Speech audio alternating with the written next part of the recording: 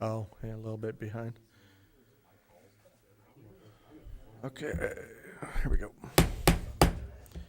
We'll call this committee of the whole meeting to order on March 24th, 2026 at 6 p.m. Please stand for the Pledge of Allegiance.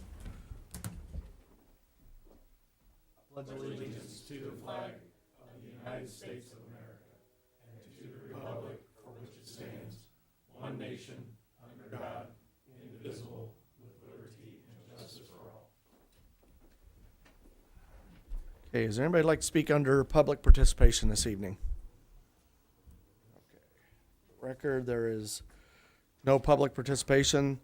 We will start with the first item on the agenda. It's item number 4, request from GFL to add a fuel surcharge fee. And Mr. Shangraw with GFL we asked him to join us and speak to this topic. So, Eric, I'll turn it over to you. Thank you, bless you, for putting me at the top of the agenda. Appreciate that. I'm here based on Section 3.4 of our contract, which allows us, when there are circumstances beyond our control, to come and ask for relief. And our position is that this war in the Middle East is something that's beyond our control, is affecting our costs dramatically. The price of diesel fuel has gone from $3.88 a gallon at the beginning of the month to $5.16 a gallon as of yesterday under the Midwest PADD 2 pricing, which is what our company follows for the price that we pay for fuel. This particular request comes with price of fuel being high. It has been high before, and I did not come and ask for relief after COVID during the 2022 and 23 period when fuel was high. I didn't feel like I had the right excuse or the right reason to come and ask, because it was part of something we were all enduring. The war itself, being prosecuted by the U.S. and Israel, is something different. The cutoff of the Strait of Hormuz doesn't look like it's going to resolve itself anytime soon. So our proposal is to add a 15% fuel charge on the April 20th billing cycle. We bill on the 20th of each month. We do the billing in Lincoln for our services, and we bill quarterly in advance. Not everybody's on the exact same cycle. So following my conversations with the mayor and 2 council people, they agreed at least to consider having my request be to do this for one quarterly billing cycle. So it would be on the April 20th, the May 20th, and the June 20th billing cycles, when we would bill our customers, your residents, 3 months in advance for our services. I come and ask you this as a community partner. I have been with you folks since the beginning, since this contract began. We have a good working relationship with members of the council and the city. I think we've done a good job. We have had hiccups in the past. We have people and equipment. Occasionally they can disappoint, but we have tried to address every concern that's ever been brought up. I hate being here during the last year of our contract. This is the final year or the final 12 months of our agreement. I'll ask for an extension sometime later this year. Maybe you won't want to do that and you'll want to go to bid. And the last thing we want to do is upset the apple cart as we're nearing the end of the contract. But I have some marching orders here to try and recover some of these losses that we are facing each and every day. That's why I'm here tonight. Okay. So I'll open it up to the council for questions, comments. Ms. O'Donohue. So at the time, you're just asking for this to be a one-time, just on the April billing cycle, so the 3-month cycle in April, and not continuing after that? It's just... I'd like to come and have you revisit that after that 3-month cycle passes. I'd like to keep it in place as long as diesel fuel is over $4.50 a gallon. Of the many contracts that we have, the $4.50 mark is the trigger where automatic fuel charges take place. That is not language that's in the Lincoln contract. I'm sure at some point when we started that we tried to get it in there, but your attorney wouldn't have agreed to it or didn't agree to it. So we have some generic language in there that still allows us to come and ask your permission to put a fuel charge on there. You don't have to give it, but I certainly have a contractual obligation to be here under what's happening in the world today. Yeah, the reason we asked for the single billing cycle and then for GFL to come back and request it again was so that if the council was amenable and did offer this one billing cycle, or they opened up the door for this, it didn't fall through the cracks and we forgot about it. So we want it to be kind of in the forefront of our minds so that it just doesn't get out of hand and our constituents then have the surcharges on their bills going forward. So it was a compromise. We made that very clear up front. But the other part about it is, and I put this in the memo, this memo is based on our conversation with Mr. Shangrove, Mr. Bateman, Mr. Downs, and I. And if it falls below that 450, they will remove the surcharge at any point in time, correct? Correct. Okay, want to make sure that's clear. Mr. Parrott and then Mr. Downs. So it's over $5 now. What'd you say that amount was? $5. Yeah, so we 5.16. follow, if you Google this, you'll see what we're looking at. Midwest Pad 2 as of yesterday, March 23rd, is at $5.16 a gallon. And what was it before? On March 2nd, it was $3.88. March 9th, it went to $4.80. March 16th, $4.97, and now $5.16. Okay, thank you. Mr. Downs. So the citizens of Lincoln pay $18 a month for trash services now. At a 15% increase, that will raise it $2.70 a month. Is that right? Correct. As of, based on our contract, as of March 1st, the fee went to $18.03 per month. $18.03 times 0.15 or 15% of that is $2.70 is the surcharge that we would put on there. Okay. So when we pay our bills every 3 months, the increase will be $2.70 times 3. Correct. Thank you. $8.11. The senior discount still applies though, correct? Correct. Correct. Okay. So the senior 1606 is their rate times 0.15 would be at $2.40 to their invoice per month times 3 is $7.22 per month, or for the quarterly bill. Mr. Anderson.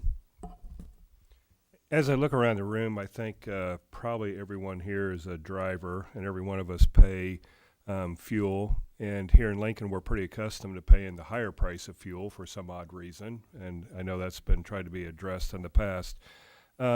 It seems like it's just more and more excuses and fees. I realize fuel prices are going up. I tried doing a little bit of Google research to see what GFL's profit was for 2025. Pretty large number.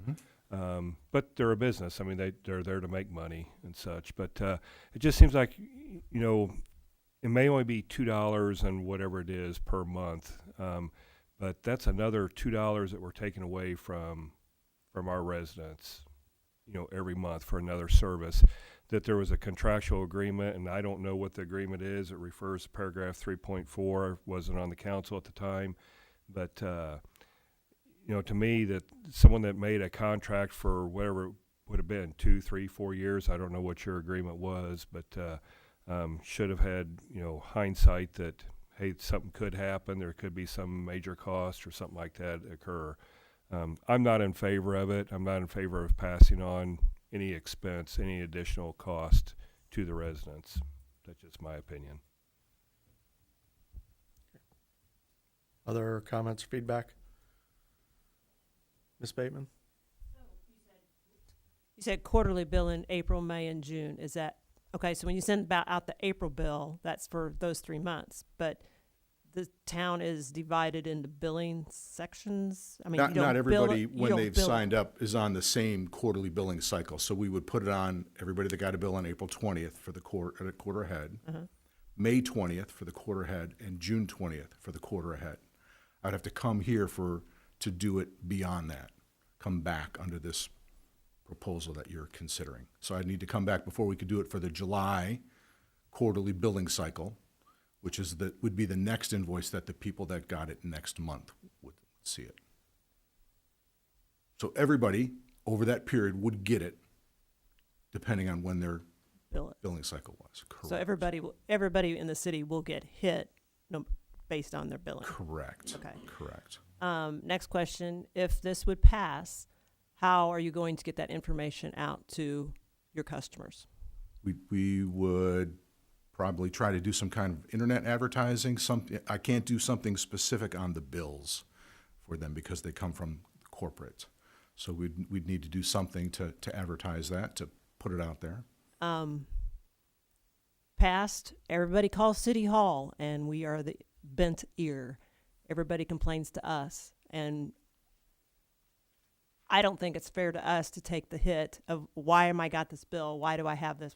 And we shouldn't have to explain every time somebody calls, and that's what's going to happen. So that's why I'm asking, how are you going to get that information? Our number's on the bill. I would assume they're going to call us since we're the one asking for the money. Oh, they call us for everything. They would call the city because we're the ones that have the agreement with you. So, and yeah, we ran into the nuances of your billing system in the past where you couldn't control statements that were on the bills. So, yeah. Mr. Anderson, did you have something else? Yeah, another question. You're saying this is, if it does pass, if it goes through, that this is for 3 months, for a quarter. And if fuel reaches $4.50 into the next quarter, that you may be back asking again that continues on. Is that correct? If it's like it's at 5.15 now, if it's at 6 or 6.50 on June 20th or after June 20th, yes, I will come back to see if we can do it again. I'm just referencing the $4.50 statement. So if it hits $4.50 or higher for one day, does that mean that you're going to come back and ask for the next 3 months?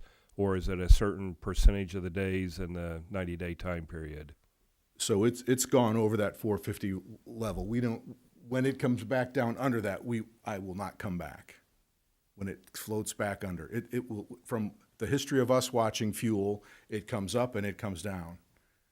But let's say, But I don't know how long it's going to stay up or how much it's going to go up. so we're just saying a quarter of a year, you know, it's 90 days. Day number 92, it's 451, 457 on day number 93, then drops back down. Are you still going to come the next quarter and say, well, it was at $4.50? My numbers will all be based on the Midwest Pad 2 pricing that comes out each Monday, that gets published by the National Energy Association. That's what Midwest Pad, PADD 2 will be the number that we're watching. We can all watch it together. So you'll see exactly as it's going up or down. But when it goes under 450 or drops, we will stop this. And obviously, if that's happening, the world's becoming a better place. Things have calmed down. The headlines that we're seeing today are likely not going to be there.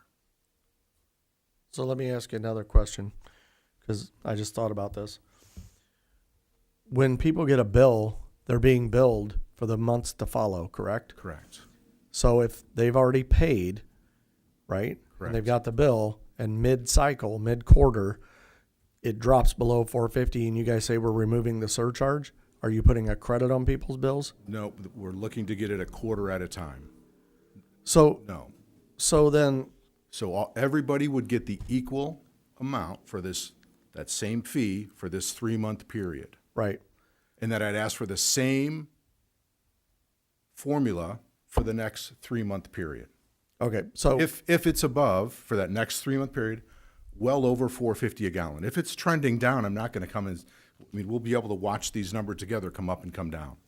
well, the reason I bring it up is because I don't know how Mr. Bateman and Mr. Downs feel, but when we had a conversation, at least I was under the impression that if mid-cycle it fell below, the surcharge would be removed.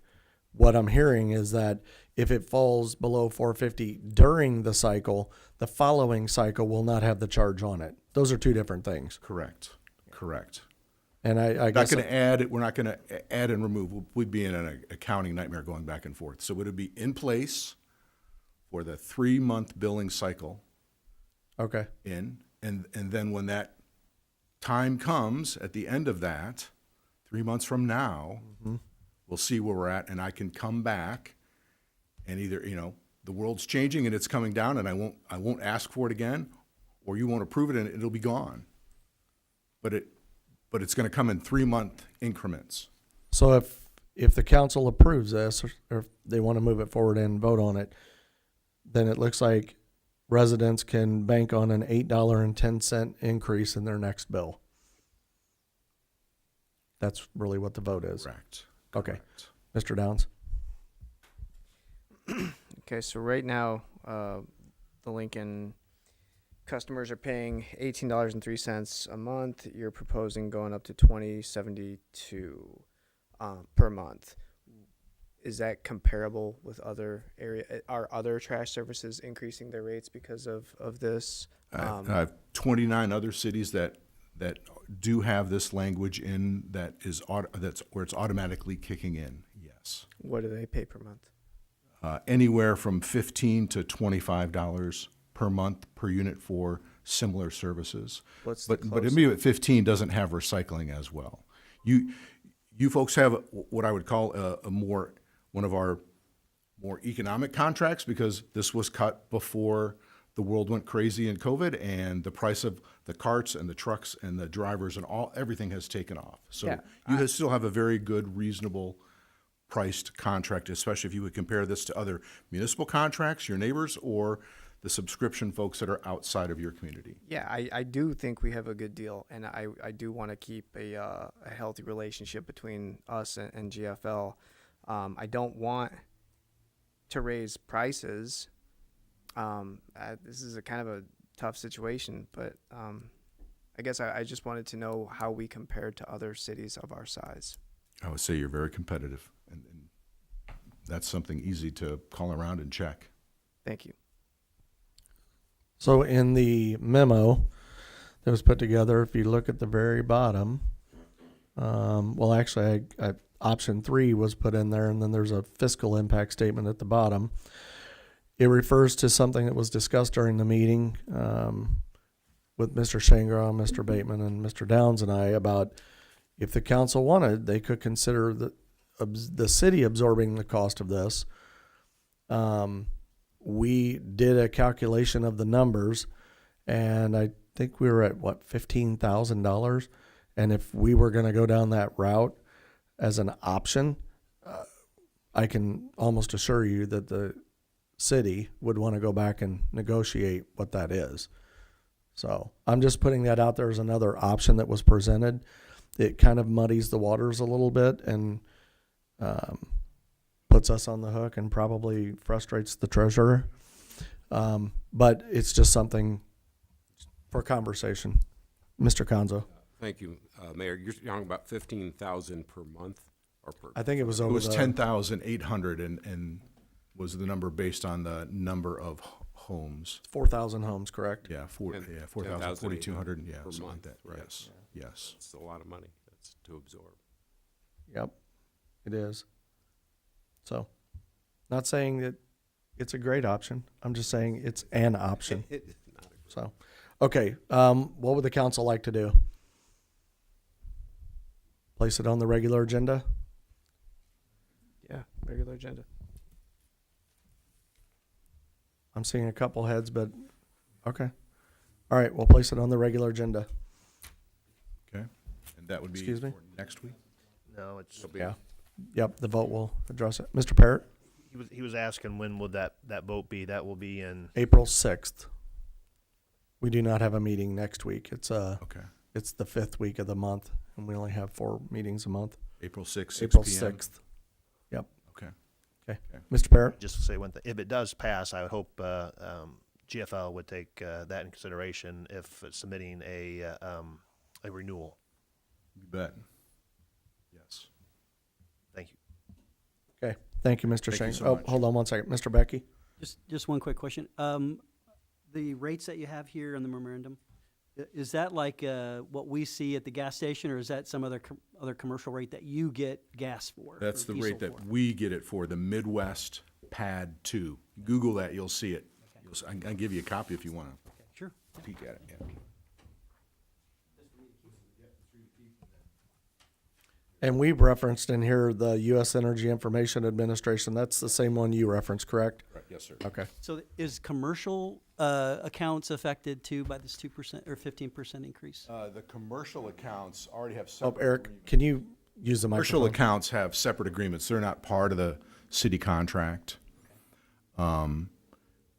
So they would have a signed agreement with us, and there are fuel charges on most of those accounts already. Those fuel charges have gone from 20% to 30% over the course of just this last couple of weeks. So Because you, on that little graph that you gave us, this little section, price per gallon and the price, so you decided to come here like right after March 9th. yeah, that's when I first reached So is out, that when it common in the spiked. future too? Like, if you see this same type of action with the price going up, Spiking like this, yes. and is this unusual for this to? This spike like kind, this quick of a spike, yes, is very unusual. And to be clear, because you guys brought up a good point, our contract only covers residential services, does not cover commercial. So commercial accounts, they can select whoever they wish as a provider. They don't have to go with GFL. They can choose another service provider. So, Mr. Conzo, did you have something? Just in response to what Alderman Becky had asked and others were wondering about, I think the last time we saw a significant spike to this extent was right after 9/11, and it did not last as long. It didn't last as long as this one already has. And I don't think there's been any event since then that's caused this much of this large of a spike in the cost of fuel. Yep.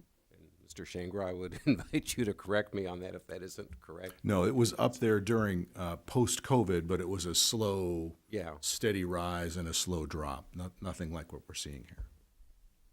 Okay. We'll put it on the agenda. Okay, thank you so much. Thank you. Okay, next item is item number 5, request to permit road closure, Cars and Coffee, 500 block of Pulaski Street from 8 a.m. to 11 a.m. Mr. Harmon is here and Mr. Luffler.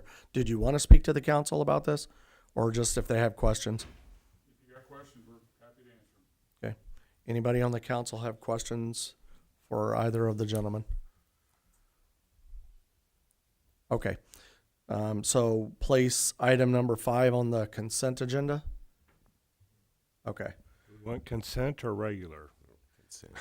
Don't open that door. I think here's my approach on this topic. I think that we all know that sometimes we need to move things to the regular agenda. So now would be a good time if you have concerns to do that. We can still move it later, as was alluded to last time, but our standard practice has been to put them on the consent agenda. So if we're all okay with that, I'd like to continue with that. Okay. All right, we'll put that on the consent agenda. Item number 6, request a permit, non-street closure, Rail Splitter Antique Car Club at Postville Park on Saturday, August 29th, 2026, in conjunction with the Rail Splitter Festival. Any questions or comments from the council on this request? Mr. Bateman, you look like you have a question. Well, I wasn't paying attention to the dates. I was looking at the price of crude oil, which is still lower than it was during the Biden years. Squirrel. You did change the dates because the rail splitter's changing to the, okay, that's, yep. I didn't know if you were aware of that. I got that too. The rail splitter changed its dates. Yeah. Yeah, to your point, most people may not know Rail Splitter moved to the same weekend as the Balloon Festival up in Smoke. Yeah. Yep. Okay, place that on the consent agenda. Okay, item number 6 we'll put on the consent agenda. Next is item number 7, request a permit non-street closure, McLean and Broadway, Saturday, May 23rd, 2026, from 8 a.m. until 12 p.m. For distribution of poppies. Ms. Bateman, do you have something on this? Yeah, Should have asked you on the other two, I'm that's sorry. fine. They do this every year. They just stand at the corner and, put their boot out or whatever they have for you to drop your money in, and they give you a poppy. They don't ask for a road closure. They're not blocking anything. Consent agenda on this one as well. Okay, item number 7 we'll place on the consent agenda. Next is item number 8, request to permit road closure, Foxhole Pub and Grub, Saturday, April 11th, 2026, from 11 a.m. until 11 p.m. Kickapoo and Broadway, Chicago and Broadway for the Bob Wood benefit. Ms. Bateman? That says about it. She did say that if it would rain, they would probably have to do something inside. So it's weather permitting, I guess, at this point. Any concerns on this one from the department heads, given the roads? Okay. Place this on the consent agenda. Okay, before we move on to item number 9, Ms. Bateman has 2 more that we received, road closure requests, so I'll let her present them. These 2 I emailed you this afternoon. We got in after the agenda went out. Once again, Rail Splitter Antique Car wants to be in Postville Park. The what'd you say? It was Kevin Richards has a thing at his place, which is right across the way, that weekend or that day. And Kevin's having a food truck on his property, but the antique cars wants to be in the park. They're next to him. May 30th, from 1 to 4. Any questions or concerns? Place that on the consent agenda. Okay. Next one. And the next one is Washington Monroe School. They did this last year, so this is their 2nd annual carnival. 1002 Pekin Street on May 9th from 10:30 in the morning till 2 in the afternoon. They'll have bounce houses, food trucks, yard games for the children. I'm sorry, I guess it's going to be what they're closing is 1000 block of Pekin Street, 200 block of North Sheridan is what they're closing for that time frame. Questions on this one? Place on the consent agenda. Okay, thank you. That might be a record for the A lot of them. for the most road closure requests in a meeting. Okay, moving on to item number 9, Economic Development Commission grant approvals. We did have 1 approval that, hold on. We had 2 structural improvement grants. One was for the Lincoln Eagle Lodge at 1621 Kickapoo Street. They're asking for a grant of $7,500 for 3 exterior door replacements. The commission looked at that and agreed to move it forward for consideration. Next is Brady's Rentals and Properties LLC at 725 Woodlawn Road for 3 window replacements and 1 door replacement.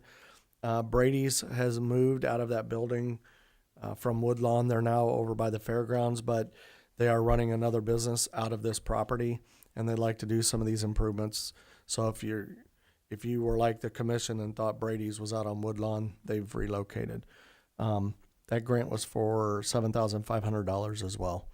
Any questions on either of these? Okay, place on the regular agenda. Okay, and are we placing them as separate items? Okay. Yep. Okay. Okay, next up is item number 10, advise and consent to the mayoral appointment of Emily Whittam to the Fire and Police Commission. We have our chairman for the Fire and Police Commission has relocated to Bloomington, which has left a vacancy on the commission. And Emily came highly recommended from within the police department. We had a meeting with her and believe that she'll be a good fit for that commission. And so we ask that you place this on the regular agenda for approval. Okay to place it on the regular agenda? Okay. Chief, did you want to add anything to it? Yeah, either of you? No, she came highly recommended from the advice of another administrative officer in the department. Ms. Whittam works as a teacher at the Lincoln Junior High School. The mayor and I interviewed her a couple of weeks ago. She was intelligent, engaging. She found interest in public service, which is an awesome attribute. It's not something that we see too often nowadays. And she was supportive of both police and fire departments. So I think it's a wise decision to appoint her to that position. Okay. Place that on the regular agenda. Thank you. Okay, next item up is item number 11, renewal with principal for employee dental and life insurance effective May 1st, 2026. Ms. Bateman. May 1 is the renewal for the employee dental and life, which is a benefit. It's not it's a benefit to them, so the city picks up the entire fee. The group term life is only going up $10.80 a month. This is based on the numbers that they had that was enrolled at that time, which it's like 2 people short because we had 2 firemen added. So the group term life is $10.80 more, will be that much more. The accidental death rate stayed the same, so it'll still be the same a month for the total of people. And dental went up $315.97 per month for the increase of the premium. And that's through Principal Life. All that is through Principal Life. Questions or comments for Ms. Bateman? Okay, place this on the regular agenda. Okay, place item number 11 on the regular agenda. Okay, next item up is item number 12, an ordinance authorizing the issuance of general obligation bonds, alternate revenue source in one or more series of the city of Lincoln, Logan County, Illinois, in an aggregate principal amount not to exceed $8,250,000 for the purchase of financing the costs of various capital-related items within the city, including but not limited to street improvements and paying for costs related thereto. Mr. Conzo? Thank you, Mayor. The reason for this is, you may recall, originally when we started this, we had an ordinance authorizing the issuance of alternative revenue bonds in the amount of $6 million for completion of the Fifth Street Road project. Due to a few delays and other things that have happened along the way, we now have found that that's going to cost $8,250,000, which I think Superintendent Landers has explained in previous meetings and is far more qualified to explain that than I am. But the result of that is that that bond ordinance is not going to be sufficient. This would allow us to issue either at one time or separately $8.25 million in bonds. This will go through the same or a similar process, not quite as extensive as the last one was, but a process where there'll be a notice of a public hearing and so forth, and it will be mid-April before the final ordinance would be passed. Mr. Hoblet? As Mr. Conzo alluded to, you guys previously approved a lower amount. Because this is a higher amount, you can't just do an amendment. You got to do the whole thing all over again. So even though it looks like to you like we're coming forward for the first time to approve this, I assure you, it has to be done this way with all the notice provisions and stuff and everything of that nature being done all over again. So, Any questions for Mr. Conzo or Mr. Hoblet? Okay, place this on the regular agenda. Okay. Place item number 12 on the regular agenda. Okay, next item up is item number 13, Nato Technology and Consulting LLC, renewal of IT contract for City of Lincoln effective May 1st, 2026. We reached out to Mr. Nato, as we have done in years past since he's been with us. His contract has typically been a one-year contract, and we're bringing this before you because we're in budget discussions, and we need to get some approval from the council on what that amount should be for Mr. Nato's services. When we had the conversation in the past, the very first year or two, he didn't raise it at all. He raised it last year based on the work that he has done and the level of work. This year, we were in the same discussion, and we felt, and I spoke with some others at the city, felt that a appropriate way to move this forward would be to add CPI into the language of the contract. And so that is what you will see. This year, that average for CPI is 2.7, which is affecting several aspects of our budget discussions. And that would bring Mr. Nato's contract to $71,192 $171.04. I can sit here and tell you all of the things that Mr. Nato does, but I think it would be better if perhaps Miss Bateman and the chiefs and Mr. Landers and Mr. Woodhull, their experience with him. I guess, Peggy, I'll just open it up to you if you want to give some feedback on Mr. Nato and the service past year. He's a lifesaver. I think we all can say that he's there in a heartbeat. You send an email, and before you turn around, he's standing there. I'm here to help, he says. But yes, and he's very knowledgeable. I think he's saving the city, because I think we could have been in a lot of trouble on some things if it wasn't for him knowing the knowledge he has and how to get around things. And nowadays, the way we get our spam emails, and God forbid if we open something up we shouldn't, it could be a disaster. So I think he's very, very good for the city. Any of the department heads wish to weigh in? Chief Meister? Well, I'll echo everything that Peggy said and add a little bit to it. For example, this morning I sent a text to Mr. Nato because we were doing some training with a company.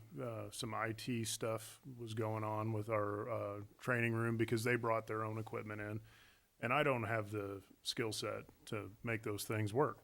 So within moments, I didn't even put my phone down, and he texted me back, I'm on my way. And within moments, he had arrived, and maybe a 5-minute job, and he had it fixed. But it goes farther than that. My department and Ty's department were 24/7, 365 operations. What is different about Mr. Nato is he makes himself available 24/7, 365 to the police department for sure. I know guys have called him on midnight shift when we're having critical technological failures, and he's come in off during the off hours to fix problems. For us, that's extremely important, and I don't think that we could get that at a very cheap rate if we asked anywhere else for a 24-hour IT consultant. I think if I had to go down the list just off of memory, some of the things that at least my involvement with him is, we've done, all the laptops on your table, on your desks, we went through him. He set them up, he configured them. He does service and support calls to fix printers and phones and everything. We had an issue with the non-emergency number through our Jive system, and he helped troubleshoot and resolve that. He set up all the network for the new building, isolating environments for the people that'll be there, server replacements, camera configurations for our security systems, VPN settings so people can remote in and out. The list just goes on and on. And those are things that a lot of IT guys can do, but he just has such a wide variety of things. So I feel like we're up here trying to sell you guys on this, but this is a lot of money. And I just want you to know that you're getting your money's worth with this gentleman. Mr. Hoblet. Yeah, just to add on that. Whereas, I don't have much to do with Mr. Nato because I have my own office to decide. He has, come over and, worked on, built my office for some of the work he's done there. He's always been prompt. But before Miss Bateman even started talking, I kind of already knew what she was going to say. It's the same thing every time. And this could be for the benefit for people who are here who are new. It's the same words every time, practically. Lifesaver. And there's never been any word of complaint about Mr. Nato and his services. So every time this issue has come up, these are the words that are said, and he's one of the few people that the city does business with that there's been no problems with. And his services are available to all of you as council members too. If you're having email problems or trying to connect, you can call him just like we do. We can, if we haven't shared that number with you, we can. He'd love to speak with you. And we have, when we set up Mr. Becky's email here, we were up here for quite a while, getting between your phone and the laptop, getting everything going. Yep. And I just want to throw one more thing out there, and it's really a recognition to Eric more than a recommendation of his professional skills.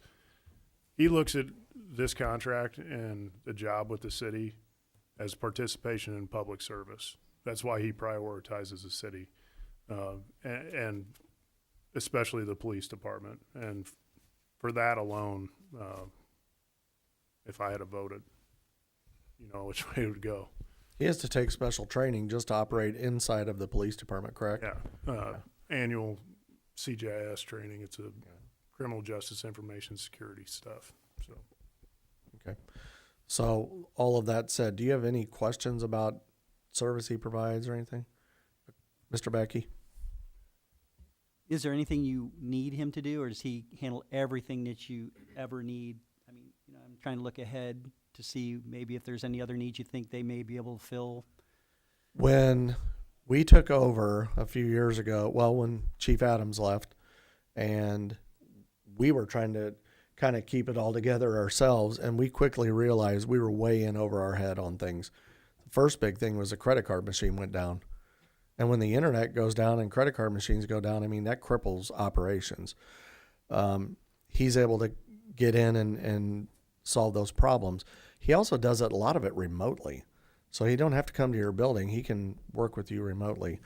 To your point, though, he responds very well to last minute things that come up. So when insurance came up, they came and they said, you guys need to get the two-factor authentication put on all of your email, or I think they actually said they would drop us, correct? And so he came in and he went into the back end of our Exchange server and he did everything he needed to do and worked with everybody. It's those type of things that he does for us. And to the point of everybody, he responds very quickly. Like if you called him right now and said, hey, I've got a problem with my email, I can't get in, he'd be like, where are you at? I'll come over and meet you. And he really means it. He don't mean he'll be there in 20 minutes. He'll be there in like 3 minutes. It's almost like he's waiting outside for something. I think he is sometimes. But I don't know if that answered your question, but I don't think we've thrown anything at him yet that he hasn't been able to do for us. So, and that says a lot. I mean, he deals with some complicated stuff. And when he's in the building, he may be helping, let's say, upstairs helping Ty, and before he leaves the building, he sticks his head in and he goes, anybody need anything before I leave? You know, no, I have to do that. Can I ask one more thing? When he does his job, I mean, does he charge extra for anything, or there's something that's outside his scope that he says, well, that's usually what our contract is, but I have to charge you a different amount? Is it all set in that same contracted amount? It is. Whatever we throw at him? Yeah, well, he has not charged us for anything above the contract amount.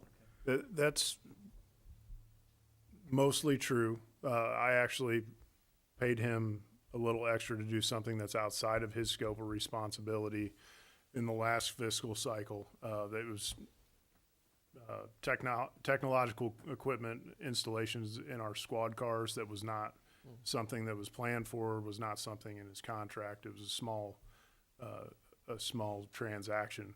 But I think the contract in itself states exactly what he's responsible for. So if I say, Mr. Nato, I think we need a new server, obviously I'm going to pay the price for that server above just what he earns for installing it as well. So that stuff is all covered in there.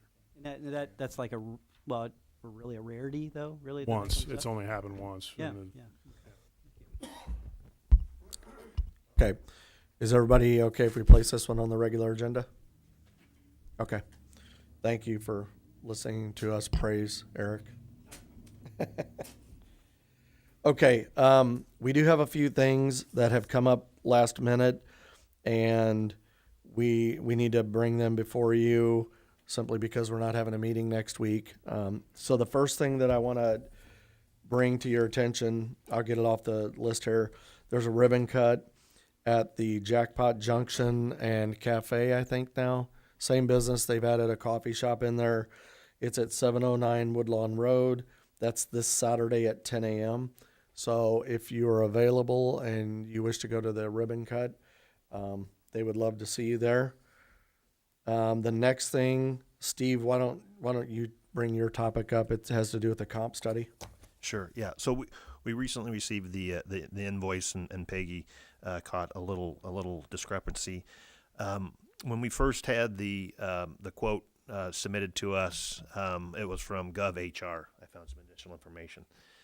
So GovHR, it was $6,300 for the compensation salary study, an additional $2,700 for the benefit study, and so we, I think we gave up to $10,000, and so that's at $9,000. The invoice came in at $11,470, and so we're like, can we get I sent an email today. Can we get an itemized breakout? But I was looking further at what we signed on the master service agreement, and down at the bottom of the master service agreement, it did say $11,470.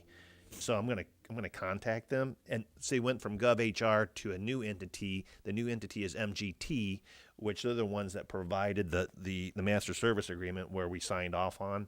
And at the very bottom, kind of in fine print, it said $11,470, which I don't know why it didn't agree to come to an agreement with the $9,000.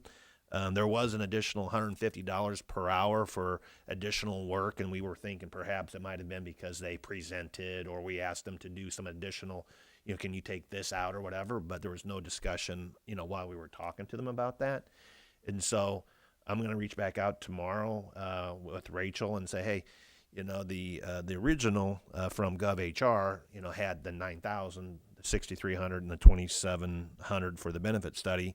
And then the master agreement down at the bottom, it did say the $11,470, and we don't know what's the difference. So we may need to increase the up to $10,000 up to $11,470. With the understanding of once she gives you more clarity. Hopefully we won't need that, but.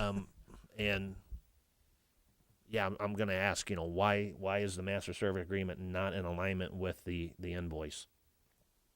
Well, with the quote. I even went back and watched the videos, and the 11,470 was not discussed. It was the 9,000, the collective 9,000.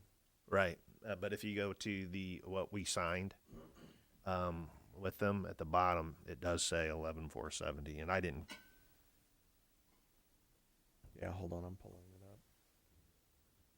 Yeah, that's the invoice.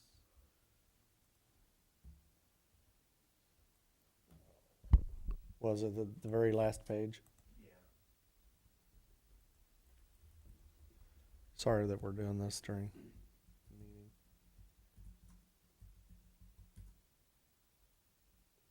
Must be in the fine print. Steve, where is it at? Is it above the references? It's at the bottom. Yeah, we're at the bottom. I don't. So are you looking at the same thing I emailed you today? This is what you emailed us. So what? This is, did you say it's MGT, that document that's signed? This is the GovHR doc. Yeah. We'll have to pull it up. Right. But I think what Mr. Parrott's getting at is there's a discrepancy in the amount. They've provided the services, they're waiting for payment. So can we get the council to add this to the agenda with a not to exceed $11,470? Not to say that we're agreeing to that, but at least it'll get it approved, and then in the meantime, Mr. Parrott will get the documentation and have the conversations and bring them back before the vote next time. Yeah, So they've already agreed to 10, so we just want the extra. 1,000. Yeah, we don't need the 470. full, yeah, the difference. Yeah, it might be cleaner just to do the full amount, right? Mr. Hoblet, what do you think? Yeah. Should we do it for an additional $1,470? Well, if you're asking me what I'm thinking legally, then I would say. Yep, that- that's why you're here. I then mean, we would like say you, but that's why that- you're here. I would say that you would, yes, I would say a not to exceed amount from that full amount that just listed there, with the excess amount.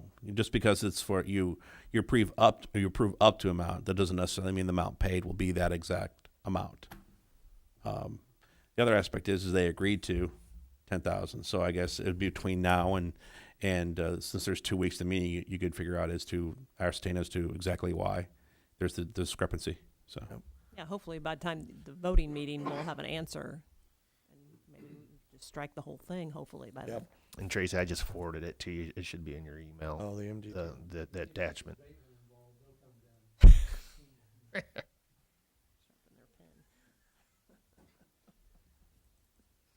Did you want me to put it up on the screen or? I mean, if you want, Yeah. Okay.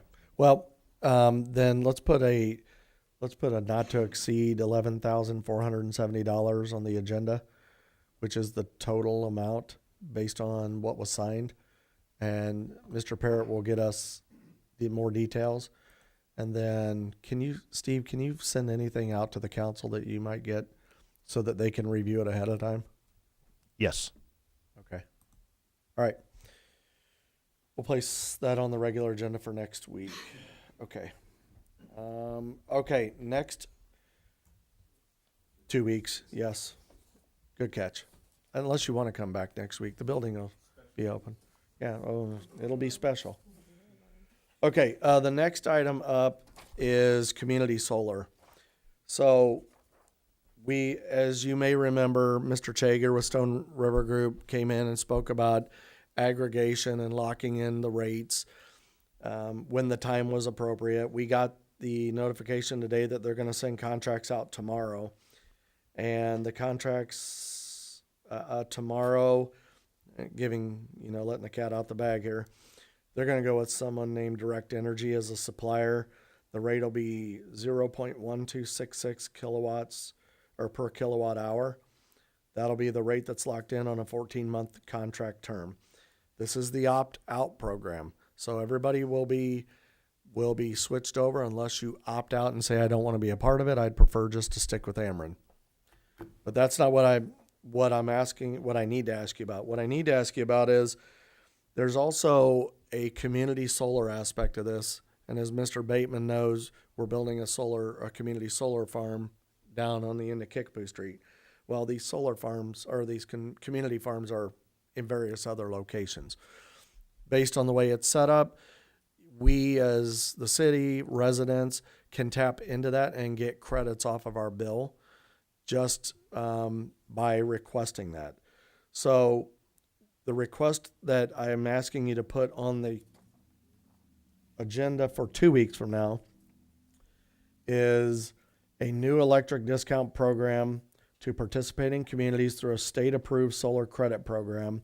And this is something Stone River has been working on. Residents may receive up to 10% savings on their electric supply costs. You don't have to do anything. You'll just receive that credit. And then income qualified households may receive up to 20% savings. I asked what those income qualified households are. If you're on a assistance program like SNAP or something to that effect, you may qualify for that. That would be 20% savings. So what they need from us is the council's approval to participate in the program and authorize them to move forward with implementation and resident outreach. And they would like a letter of intent confirming our interest in offering this to our residents. Any questions on this, Mr. Parrott? So does it lock us, if we sign in on it, does that lock us into anything? Like additional farms or? No, I mean, it has not. I had to have a phone call last week about this too with Community Solar. We received a call, Mr. Bounds and I got on the call, and I have to tell you, you don't get anything for free, right? And that's the approach of the conversation. And technically, in talking with Mr. Chager, they're required to offer these credits out as part of the incentives that they receive. And so they offer them to residents. This gentleman wanted to offer it to the city of Lincoln, which Mr. Chager, he sat in on the call as well. And Mr. Chager, actually Andrew wasn't on the call, Justin was. But it was just an awkward conversation with that guy. This thing, I talked with Justin today, and he didn't make mention that it locks you in. Here, let me read the rest of this. Enrollment's simple. All savings will appear directly on the Ameren bill. Our program partner will conduct outreach, will encourage communities to support awareness through communication channels and utility bill inserts. They'll provide materials to assist. Based on this program, the effective rate may be reduced to approximately 0.105 cents per kilowatt hour for standard participants, and then 0.08229 for income qualified, depending on eligibility.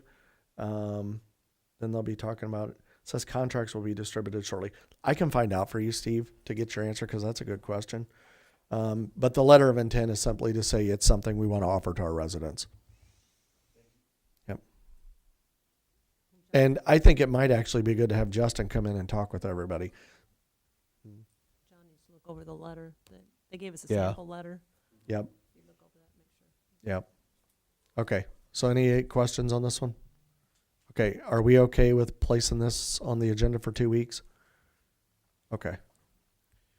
Okay. That brings us down to Mr. Landers has a walk-on topic that he'd like to present to the council as well. Yes, the video detection system at Conley Road and Woodlawn Road has been in disrepair for quite a while. It's in what we call default, so it calls all the different signals. The turn lane will activate, the arrow for the turn lane will activate when there's nobody in the turn lane. So basically, it's just protecting itself and making sure that all the traffic gets a turn to go, and there can be significant delays coming from the south onto Woodlawn Road too. Sometimes that arrow just takes forever to come on. So basically the loops, that's got detection loops that are in the pavement right now. Working with IDOT, we'd like to replace that with a camera system. And I sent an email out with a memo that gave the information and the details. But basically, we contacted the 6 approved contractors for District 6, the electric contractors. We received 2 proposals back.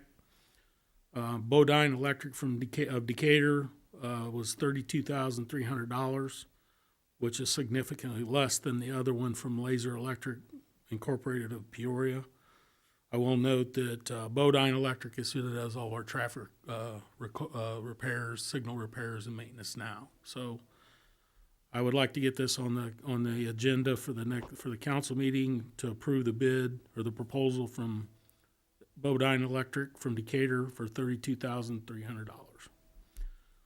Another note to that is that with our intergovernmental agreement with IDOT, we will be responsible for 50% of that. We pay the full amount up front, and then through our traffic signal rebate or traffic signal reports that we submit, then they will pay 50% of that. And have you talked with Mr. Conzo about line item, with the budget? We've stuff like talked that? about it. I have some new information that I'll share with him when we have our meeting Thursday. Okay. It shouldn't be any issues. Okay. Questions? Okay. Is the council okay placing this on the regular agenda for 2 weeks from now? Okay. Thank you. Okay. That is all I have as far as announcements. Does anybody else have an announcement? Mr. Clemens? We've been using Bodine. I want to recognize the 2 guys from the sewer department on the Tuesday and Wednesday of last week. They came down. We had a sewer problem on Tremont and Border Street. Very professional. They came back 3 times and rechecked, and they got it taken care of Wednesday. But I just wanted to mention they did an excellent job. Perfect. Mr. Bounds is on the call, so he can take that back to his department. If he can hear us. Yep. Okay. Any other announcements? Mr. Downs? I think I mentioned this last week, but I wanted to invite everyone again, just make everyone aware that there's a organized trash pickup this Saturday, the 28th, at Latham Park. My friend Taylor Lyon and Alyssa LaSour organized this. It's going to be a fun time. It does interfere with the ribbon cutting, but no, it's good for the community. Get out, get a little exercise, and clean up the city. Okay, perfect. Mr. Parrott, did you have an announcement? Just a couple things. I was at the dog park, and we have an ordinance about dog owners. If they don't pick up the dog's waste, then there could be a $25 fine. I think it was. If we could get a sign, can we get a sign on the dog park? There's still people not picking up. I was just there, and a lady also who, when I do go there, she's always there with her dogs, and she says people just aren't paying attention. Even if they're sitting in there, they're not paying attention, and they're not picking it up. And she also had a request to get a second dog bags on each side of the dog park.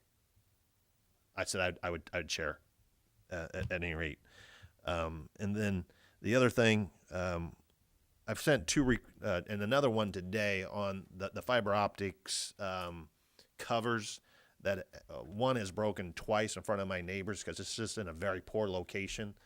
And then there's one off of Elm as well. So you got at least two, another one today. And I don't know, is there something, John, that you were able to look into and find out about requiring when they replace them with maybe a metal cover? Because they're in locations where people are parking, and they're always going to get broke, and we're always going to have these issues. Well, I don't believe we have an area in our city code dedicated to these fiber companies, as if I recall. Like there's no, like say for example, like we have dedicated sections for like gaming establishments, gaming parlors and whatnot, and other, and we talked ad nauseum, a while ago about massage establishments, so they're not a dedicated area there. Perhaps maybe if they're allowed to, even in the zoning code, I don't believe they're in there as well. We would have to be inventive as to where we would stick that. Perhaps in our area about there is a section in the roadway section about the city easements, those sections there. And since they utilize those to put their boxes, perhaps we could find a section there to put that in there. Yeah, I just didn't know if we can mandate, what a utility does as far as their work. But if we can legally, let's get it done, because this is always going to be an issue. Other municipalities, I'm seeing these boxes. Most normally, the problems is that they're not to grade, that they're sticking up out of the ground or whatnot.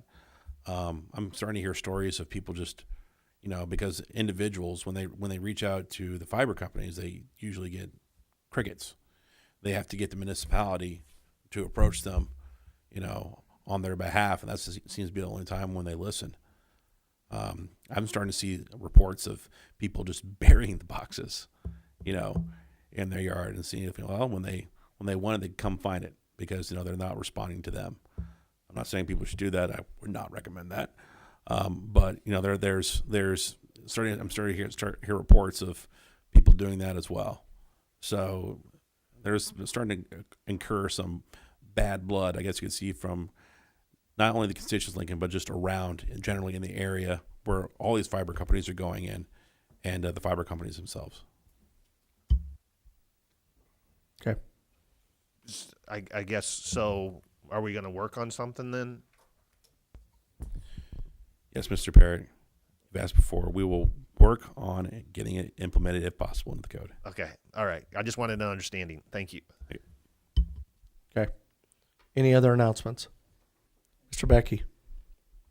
Now that we're getting into spring and from lawns being overgrown and trash outside and things like that, I want to promote that GoLink app that Lincoln has. Mm-hmm. That is a great asset to have, where you have anonymity that, people don't want to tell on their neighbor, or they don't want to call the police, but they want at least to go to someone or call City Hall or something, because I did have a resident contact me about that, and I pushed that app, but not everybody's an technical person. But that is a great facet to use because we can get a response. I mean, I've used it a couple times, and I get a response within that 2 weeks or whatever, and progress. And that's what we really want. So if we're going to communicate that, is that still does the city run that, or is that a different entity that watches over that or monitors it? Or We run it. We do? The ladies that work for Wes and Walt out there, they send all the push notifications out, but every department head gets reports. Matter of fact, I actually used it the other Monday, I think, and it went to the police department, and they responded within a day. And then it's automatic, right? I mean, when you turn in any problem, you don't have to figure out the section that it's under. I mean, that app takes care of that, or whoever's monitoring it will look at it to see whose responsibility it is. You select the type of violation. So in my case, it was an abandoned, what appeared to be an abandoned vehicle. And based on the type of violation in the back end, it knows which department and person to send that to. So when I sent mine in, it went to the police department. But I've also sent some in that go to Mr. Landers, Mr. Woodhull. I don't think I've bugged Chief Johnson with any yet. So yeah, it's pre-configured. And just one other thing on garbage. Since we're talking about that, it just reminded me of something else. Do we have a list of those that, like sewer, that don't pay their bills, or do we have to have or as a resident, we have to have a service, correct? Trash service, you Trash were required service. to. Yes, required to have it. So if somebody does not do that, is there a way that they opt out of that, or do we do anything? There's no opting out of it. Okay. And that's been some of the friction with the franchise agreement from the very beginning, is in the interest of community cleanliness and being a good neighbor and things. That's one of the benefits of that program. If somebody does not have trash, then that's a code violation that needs to be addressed. But also, there is a list that GFL compiles, and they send that to us periodically. And when Mr. Bateman, Mr. Downs, and I had a conversation with Mr. Shangraw, Mr. Bateman pointed out that that list has not been coming as frequently as it should, and we'd like that to resume. So, yeah, there are lists that we get. And I think all the council, do you guys get those periodically? Yeah. Just got one Monday. Council should have got one 2 days ago. Yeah. Well, they weren't coming as often as they had in the past. So now I think we're going to start seeing them because I believe Eric went back and talked with people. Did you want to talk about trash or something Mr. Becky has? Mr. Parrott had his hand up. Go ahead. I've forgotten.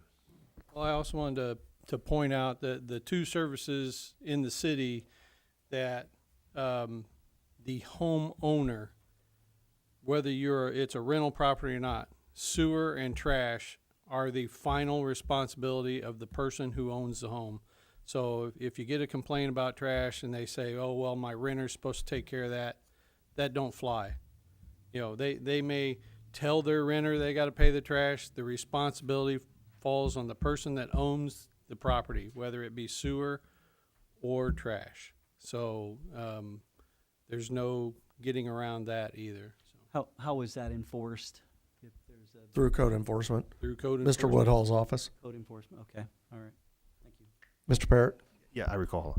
So on that app, for the issue of trying to decide who should this go to, or try to get some detail, like I'll put for the broken fiber optics cover. Sometimes it's a road, sometimes it's a sidewalk. I don't know if we need to add something in there because I usually put if it's closer to the road, I put it's a road issue. If it's a sidewalk, I put it closer to the sidewalk because we don't have. It's not a perfect system, but maybe we can add some other things in there. We've had that discussion about adding a fiber issue into the list of requests. That actually would not take much time at all. No. Can you just have Charity or Corey put that in tomorrow? We need to evaluate all of them and realign them and take some out because there's kind of some in there that are duplicated. So we need to overhaul the list of. Well, but we can put one in and then work on that after the fact, correct? Yes. Yeah. Yeah, long story short, we work it out between the departments. If I get something and it's a We'll Walt- forward it. Yeah, Yeah. Or vice versa, we just talk to each other and get it handled. Yeah. And when we put that app in, I think maybe to Walt's point, that's what we thought the categories should be, and now we know a little bit more about the type of requests we get. So you're right, it's probably a good time to reevaluate what we get and properly categorize things. Okay. Mr. Becky and then Mr. Parrott again. You done? Mr. Becky? Final. So for clarity, for those watching, the process is to either use GoLink or what other process? What other? For trash? A complaint of trash or sidewalk issue or whatever. If they don't use the app, and do they just? What's their option? Here's what I would say. If they don't use the app and they have a concern, they can call the department that they feel is appropriate. They can call you guys as an alderman. I mean, if they call the clerk's office, they do anyways. They'll help them, but they can call me. We'll get them to the right people. Okay. Okay. Thank you. Yep. Mr. Parrott? I was just going to say the Go Link is LINC. Correct. And if do we have that on our web page on the agency? Yes. Yeah, so people can go there. That actually came up at Coffee with the Mayor when we were there. Yep, it's on there. Okay, any other announcements or other topics? Okay, if there are none, I'll entertain a motion to adjourn. Oh, before we go, there is no meeting next week, so don't show up next week. Most of us won't be here. I will also say that I'll personally be traveling starting tomorrow. So if you guys run into a major issue or something and you need something immediate, please call Mr. Bateman as the mayor pro tem. I'll still have my phone. You can still email me, but he's aware and he'll be able to help you. Okay. Motion to adjourn? Second. Mr. Clemens made the motion. Mr. Downs second. All in favor say aye. Aye. All opposed, same sign. This meeting is adjourned at 7:12 p.m.